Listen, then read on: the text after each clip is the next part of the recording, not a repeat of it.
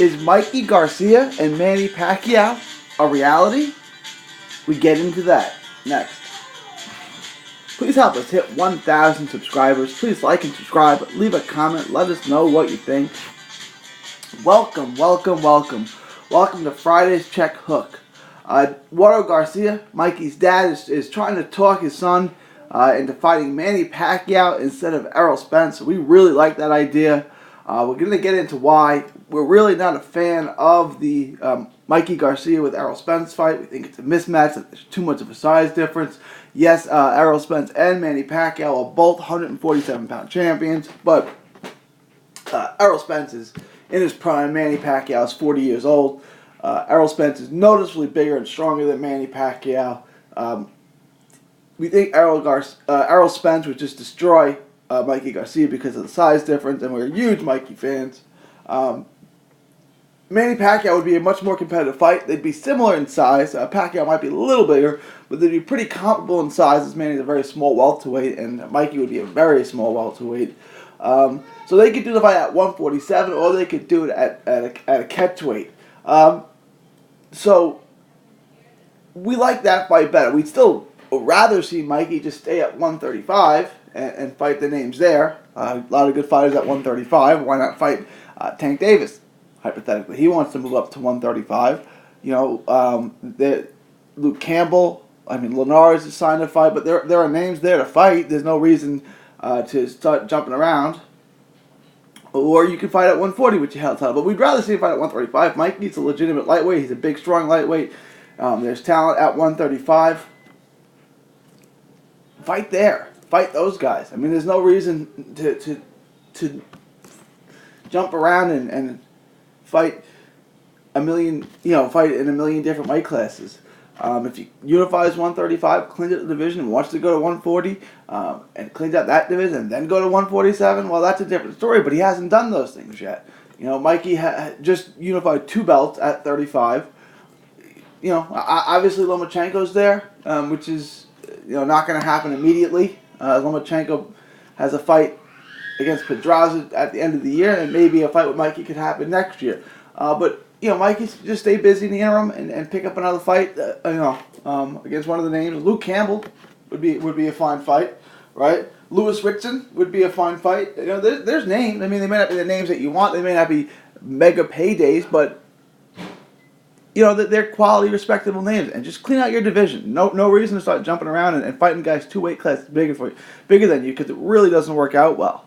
But the Pacquiao fight's interesting, right? And we're not opposed to that because there shouldn't be much of an actual size difference, right? There'd be 2 very small welterweights.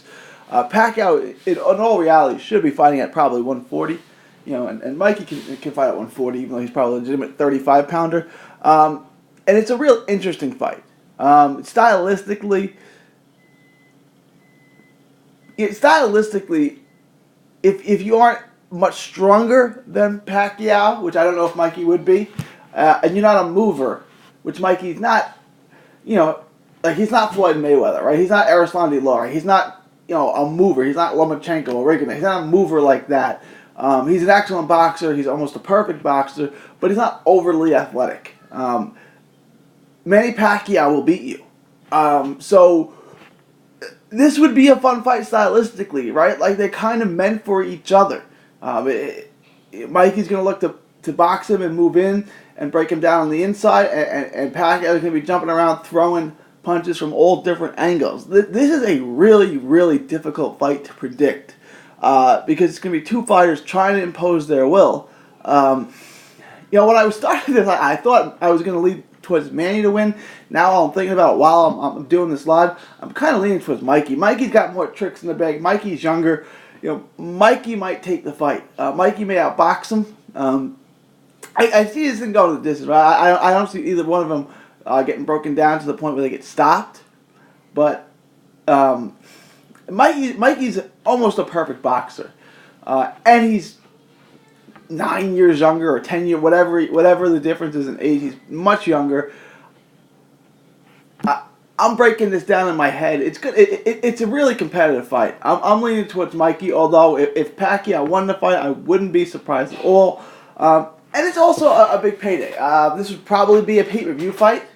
You know, Pacquiao hasn't re-signed with Top Rank. So he's still technically a promotional free agent, which allowed him to fight Matisse in his last fight. If he stays a promotional free agent, Mike is a promotional free agent. They can make this on Showtime. They can make it on any network they wanted to. It would most likely be a pay-per-view fight. You know, it's an interesting fight, and it can be made because there's no politics involved right now.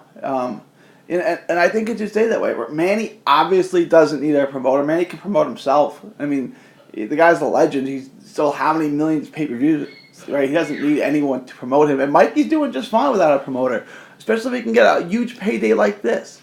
So we're into this fight. It's a good fight. Again, we don't think there's going to be much of a difference in the way of size. Let us know what you think. Are you into this fight? Or do you think it's a stupid fight? Would you rather see Mikey fight Errol Spence? Would you rather just see Mikey stay at 135 and clean out that division? And then who do you think would win? Really interesting contrast in styles. Let us know. You know, and of course, you know, we're going to change our prediction a million times on this fight too, because I changed my mind while recording this. Because initially I was leaning towards Manny due to the athleticism and his last performance, but more thinking of this, you know, Mikey just might be too fundamentally perfect. It might outbox him. So I don't know. Let me know what you think. Leave your thoughts, comments, predictions below.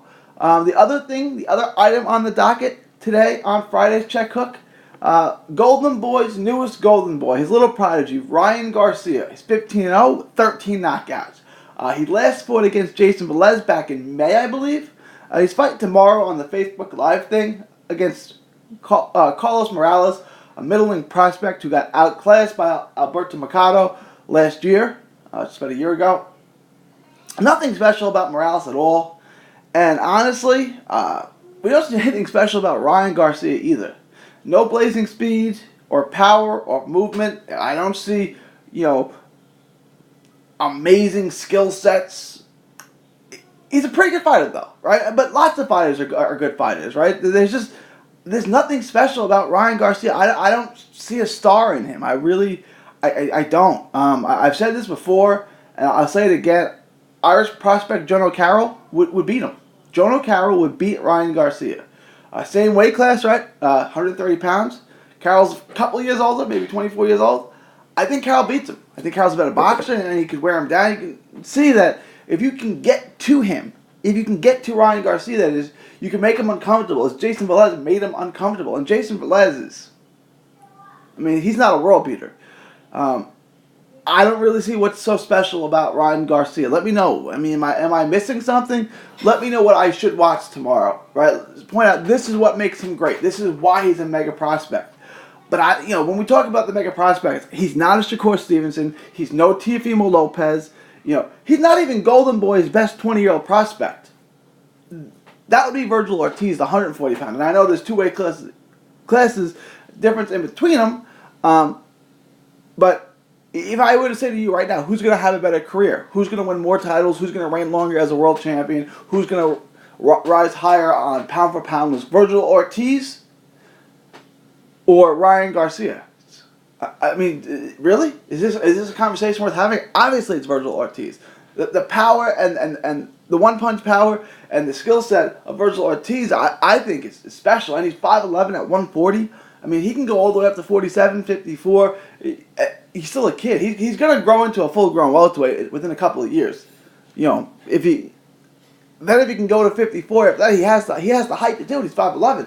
So the ceiling for Virgil Ortiz is really high. And I'm not saying that Ryan Garcia is some scrub fighter, some trash fighter. He's not. He's a good fighter. He's a pretty good fighter. He does things well. The speed is good. The power is good. 13 knockouts in his 15 wins in his 15 fights. He got a good skill set. I don't see superstar ability in Ryan Garcia. If he does, you think he's a superstar in the making? What about him do you think is tremendous? What do you see in him that blows your mind? When he was getting into the beef with Tank Davis. I mean, that's not even. I don't even think that's a competitive fight. I don't think at any point, right? And Tank's only like what 23, so he's only a couple years older than Ryan Garcia. I don't see the big deal.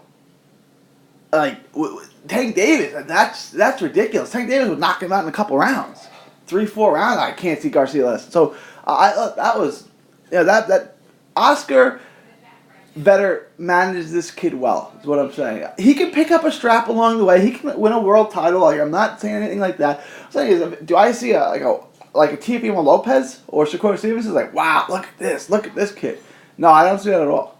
I don't see anything so special about it. Now, that doesn't mean he can't. That doesn't mean he's a scrub. He's not a scrub. He's a good fighter. Again, he'll probably pick up world titles somewhere. It's not that difficult to pick up a strap, a WBA regular belt, or something like that. But if this kid's the second coming, I don't see it. Golden Boy, obviously he's got the 1 million+ Instagram followers or whatever it is. He's got movie star good looks. He's an easy guy to promote, an easy guy to sell, but does he have the skill to match all that flash? He does the videos in what looks like his garage of him working out on the bags and stuff, and yeah, that stuff is great, but I mean that's not gonna beat Tank Davis. There's levels to this, and I don't see why this. I don't see what makes the kid special. So let us know what you think. Am I all wrong on Ryan Garcia? Do you see some kind of special, unique talent in the Golden Boy's new Golden Boy? Or do you think he's going to fizzle? Do you think he's a bit of a hype job? And I don't like using the word hype job because I don't think he's a bad fighter. I really don't. I think he's a good fighter. I don't get what all the fuss is about this kid. I say that every time I watch him. It's just, and I think the Jason Velez fight, Jason Velez was a little bit of a step up from what he'd been in with. But again, Velez is not one of the best guys in the weight class. Fighting Jason Velez is not fighting Tank Davis or Miguel Berchelt or anyone at that level. If you put him in the ring with Miguel Berchelt right now, how do you think he's going to do? He's going to get killed, right? Salido right now, I don't think he beats Salido. I think Salido gets in there, makes him uncomfortable, and beats him. But, let me know what you think. Again, I'm not huge on him. I don't think he's a scrub. I think he's got to fine-tune some things. I think he can improve. I think at some point he will be a world champion, so I'm not discrediting him. But let me know what you think. Leave thoughts, comments below. For Friday's Check Hook, this is 3D Boxing, signing off saying thank you and God bless. Enjoy 3D Boxing vlog videos? Show us some love by clicking the like button. Don't miss a tweet, post, story, or video. 3dboxingvlog.com is also on Facebook, Twitter, and Instagram. Hit the subscribe button now to stay inside the ring.